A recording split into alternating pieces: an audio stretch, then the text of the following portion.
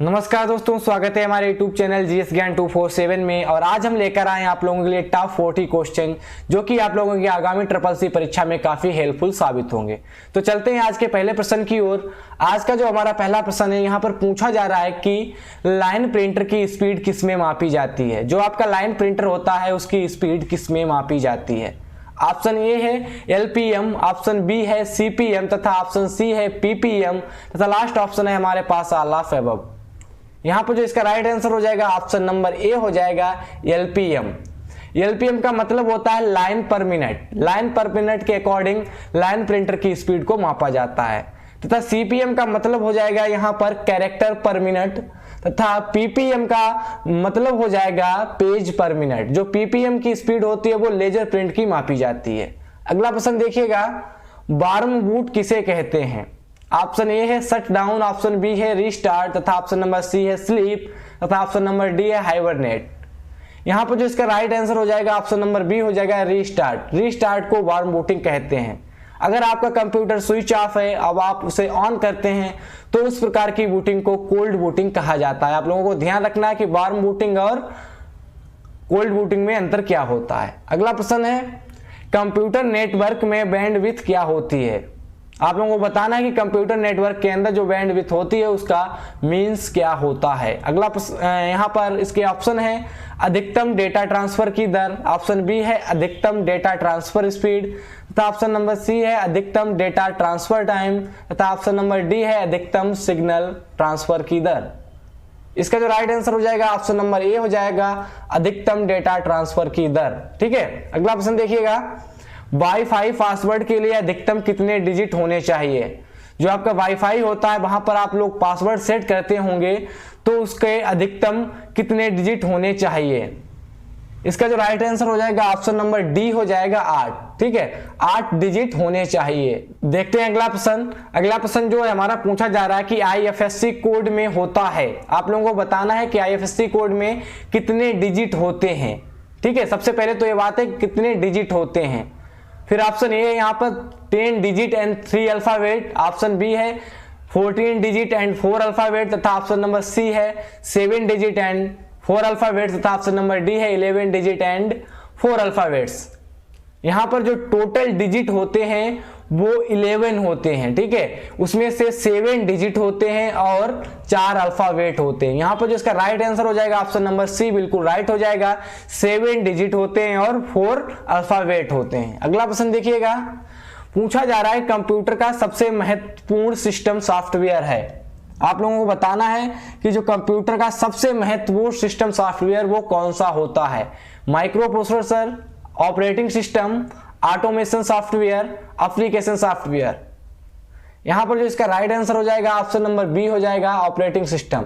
जो कंप्यूटर का सबसे महत्वपूर्ण सॉफ्टवेयर होता है वो ऑपरेटिंग सिस्टम होता है। अगला प्रश्न देखिएगा, चेक की वैधता कितनी होती है। यहां पर आप लोगों को बताना है कि जो चेक होती है उसकी वैलिडिटी कितनी दिनों तक होती है। ऑप्शन ए है 4 month from date of issue तथा ऑप्शन नंबर बी है 3 मंथ तथा ऑप्शन नंबर सी है 6 मंथ तथा ऑप्शन नंबर डी है 1 मंथ तथा ऑप्शन नंबर ई यहां पर मेंशन कर रखा है हमने अनलिमिटेड।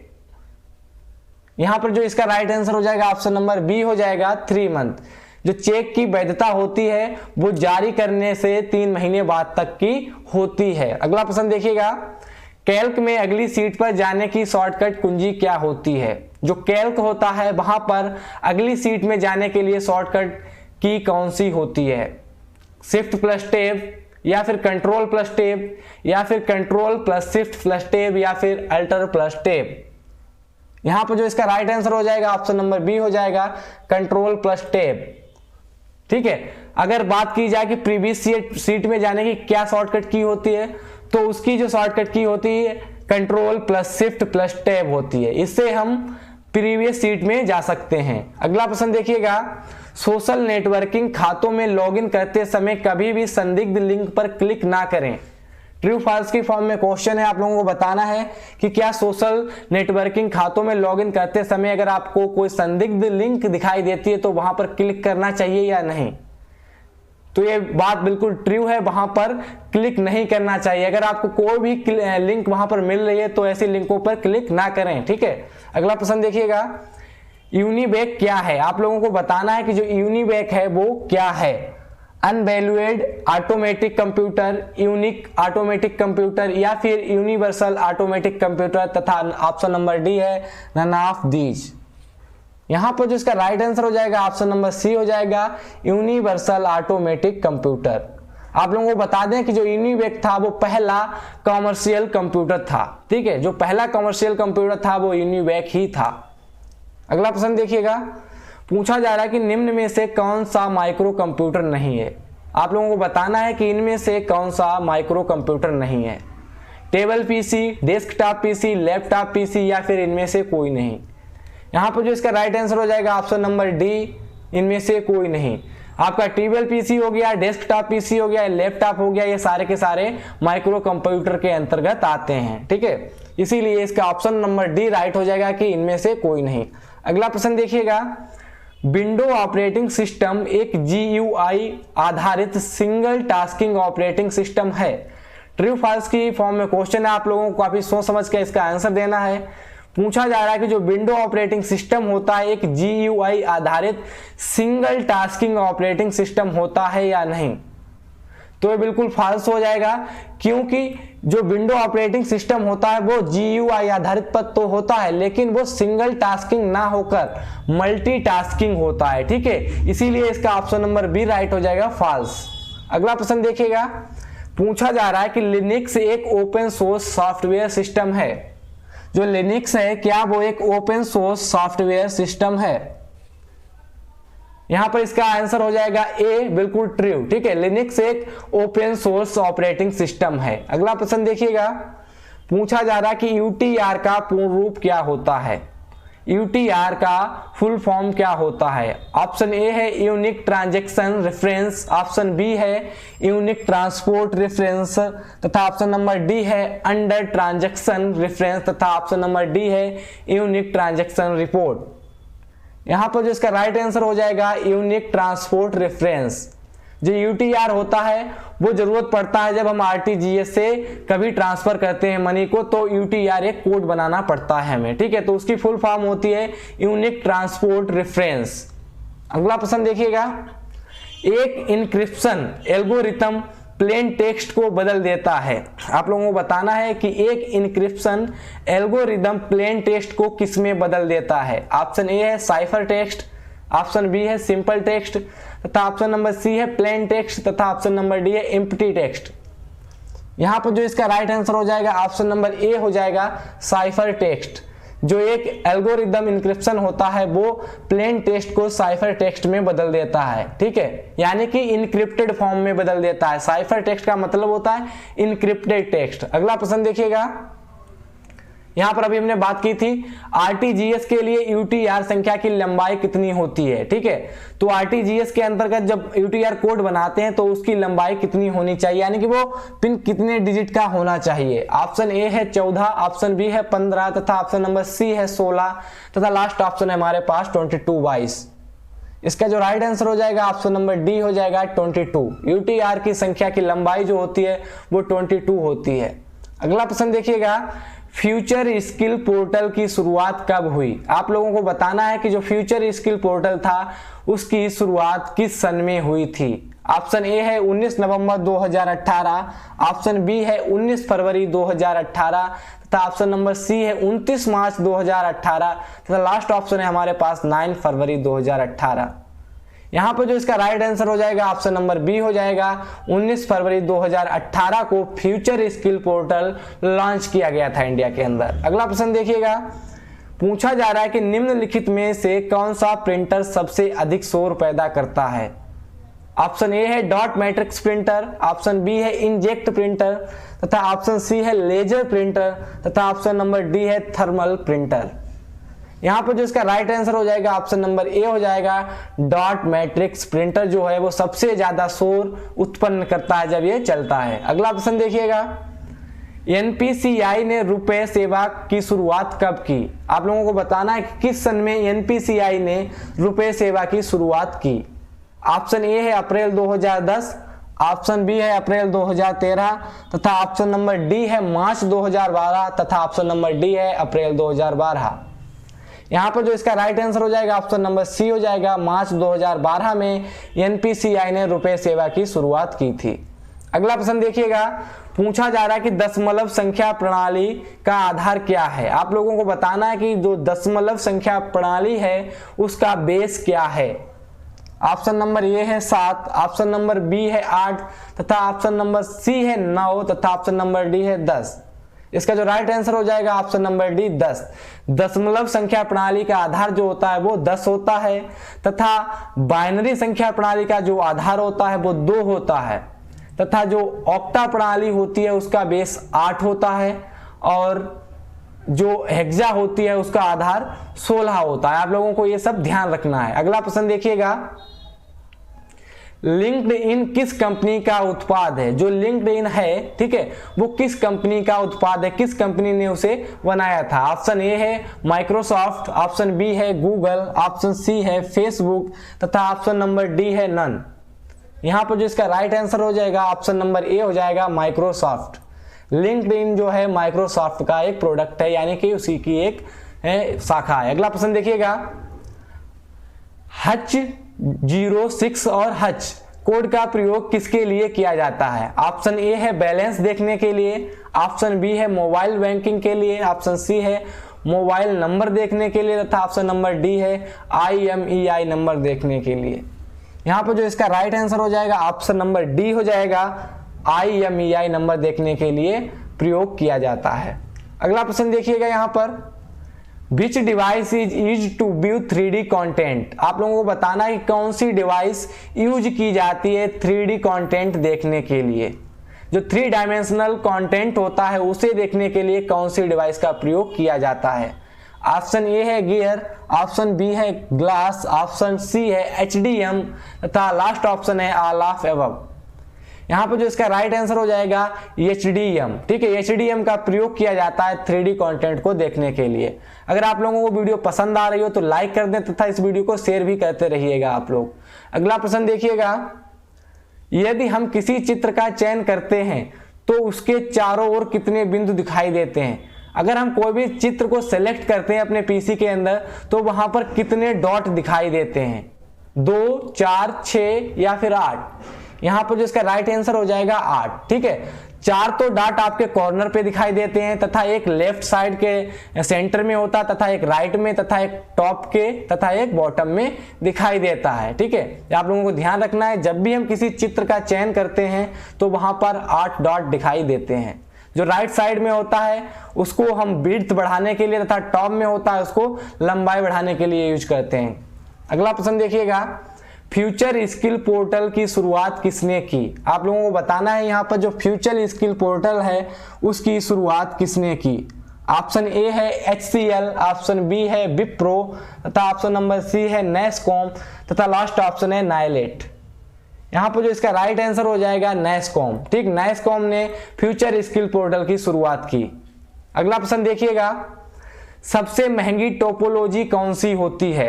आप लोगों को बताना है कि जो टोपोलॉजी होती है उसमें से सबसे कॉस्टली टोपोलॉजी कौन सी होती है। ऑप्शन ए है स्टार, ऑप्शन बी है रिंग तथा ऑप्शन नंबर सी है मेश तथा लास्ट ऑप्शन है बस टोपोलॉजी।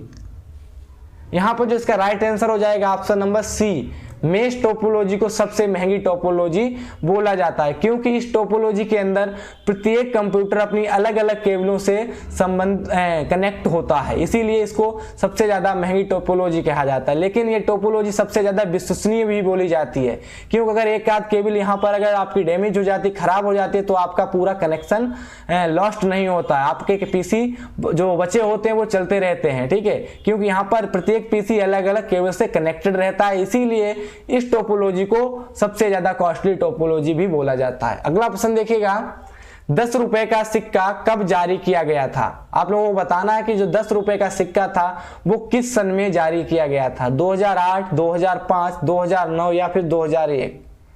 यहां पर जो इसका राइट आंसर हो जाएगा ऑप्शन नंबर 1 हो जाएगा 2008। 2008 में 10 रुपए के सिक्के को लॉन्च किया गया था। अगला प्रश्न देखिएगा, उमंग ऐप किसके द्वारा बनाया गया? आप लोगों को बताना है कि जो उमंग ऐप है वो किसके द्वारा बनाया गया है। ऑप्शन ए है MEITY, या फिर ऑप्शन बी है NEGD, तथा ऑप्शन सी है NPCI, तथा लास्ट ऑप्शन है ए और बी दोनों। यहाँ पर जो इसका राइट आंसर हो जाएगा ऑप्शन नंबर डी हो जाएगा, ए तथा बी दोनों के द्वारा जो है उमंग ऐप बनाया गया था। यहाँ पर आप लोगों को फुल फॉर्म में लिख रखी है हमने, MEITY की फुल फॉर्म होती है ministry of electronics and information technology, तथा NEGD की जो फुल फॉर्म होती है नेशनल ई गवर्नेंस डिवीजन। आप लोगों को ये दोनों फुल फॉर्म ध्यान रखनी है, ठीक है। अगला प्रश्न देखिएगा, डाटा और पासवर्ड की सुरक्षा करता है। आप लोगों को बताना है कि डाटा हो गया या फिर पासवर्ड हो गया, इसकी सुरक्षा कौन करता है। ऑप्शन ए है इनक्रिप्शन, ऑप्शन बी है ऑथेंटिकेशन, तथा ऑप्शन बी है ऑथोराइजेशन, तथा ऑप्शन नंबर डी है नॉट रेपुटेशन। यहां पर जो इसका राइट आंसर हो जाएगा ऑप्शन नंबर ए हो जाएगा इनक्रिप्शन, ठीक है। इनक्रिप्शन फॉर्म में जब ये चीजें होती हैं तो काफी ज्यादा सुरक्षित रहती हैं। अगला प्रश्न देखिएगा, निर्देशों के एक सेट को एल्गोरिदम कहते हैं। यहां पर पूछा गया है कि क्या निर्देशों के एक सेट को एल्गोरिदम कहते हैं। तो इसका जो राइट आंसर हो जाएगा ऑप्शन नंबर बी हो जाएगा फॉल्स। निर्देशों के एक सेट को एल्गोरिदम नहीं कहते हैं, निर्देशों के एक सेट को प्रोग्राम कहते हैं। एल्गोरिदम जो होता है वो किसी चीज को स्टेप बाय स्टेप सिखाना या बताना ही एल्गोरिदम कहलाता है, लेकिन जो निर्देश होते हैं वो क्या होते हैं, एक तरीके का प्रोग्राम होता है। अगला प्रश्न देखिएगा, ब्लूटूथ की खोज किसने की। आप लोगों को बताना है कि जो ब्लूटूथ आप लोग यूज करते हैं उसकी खोज किसने की थी। ऑप्शन ए है मार्टिन कूपर, ऑप्शन बी है स्टीव जॉब्स, तथा ऑप्शन नंबर सी है एप्पल, तथा ऑप्शन नंबर डी है एरिक्सन। यहां पर जो इसका राइट आंसर हो जाएगा ऑप्शन नंबर डी हो जाएगा, एरिक्सन ने ब्लूटूथ की खोज की थी। अगला प्रश्न देखिएगा, CPU और IO के बीच सिग्नलों के मूवमेंट को कौन नियंत्रित करता है। आप लोगों को बताना है कि CPU और IO का फुल फॉर्म होता है इनपुट और आउटपुट के बीच सिग्नलों के मूवमेंट को कौन नियंत्रित करता है। ऑप्शन ए है ALU, तथा ऑप्शन बी है CU, तथा ऑप्शन नंबर डी है नन ऑफ दी, तथा ऑप्शन नंबर सी है मेमोरी यूनिट।